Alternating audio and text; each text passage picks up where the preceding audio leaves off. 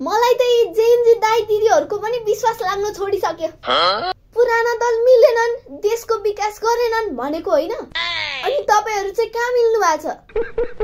एउटाले म असली जेनजीको प्रतिनिधि भनेछ, अर्काले म भनेछ, आपसमा झगडा गरेछ। तपाईहरुको ताल देखेर महेश अंकल र केपी बा खिटका छोडेर हाँसिराख्नु भएको छ।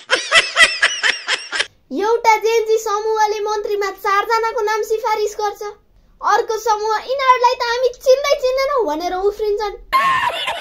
राष्ट्रपतिसँग छलफल गर्न जाने भनेको यता कुरै मिल्दैन। प्रधानमन्त्री सुशीला आमालाई त थाहा रहेनछ असली जेनजी को हुन् भनेर। एउटा कुरा सोच्नुस् त, पुराना दल र तपाईहरुमा फरक चाहिँ के भो? उमेरको बाहेक अरु फरक चाहिँ देखिन है मैले। मलाई त बाटोमा हिँड्न समेत लाज भइसक्यो। ए नानी, तिमीले त जेनजीको सपोर्ट गरेर भिडियो बनाएको हैन? देखाइदिए त पारा।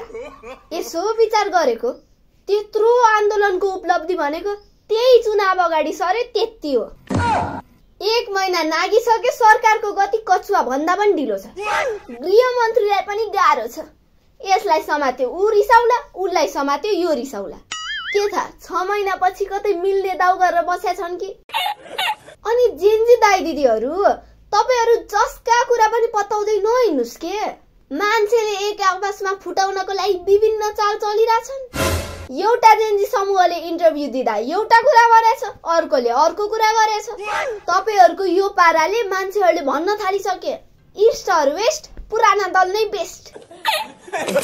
केटाकेटी आए गुलेली चलाए, बटाङ्नाको सत्यानाश। आफ्नो समूहको मान्छे मन्त्री बन्यो ठिक, अर्को समूहको बन्यो बेठी। हे राम, सबैलाई मन्त्री बन्नु परेको छ। यही मन्त्री बन्नको लागि भएको त्यत्रो बलिदानी? पहिला बुढा नेताहरु दुलोभित्र छिरेका थिए, अहिले जेनजीको एजेन्डा नै दुलोभित्र छिर्यो।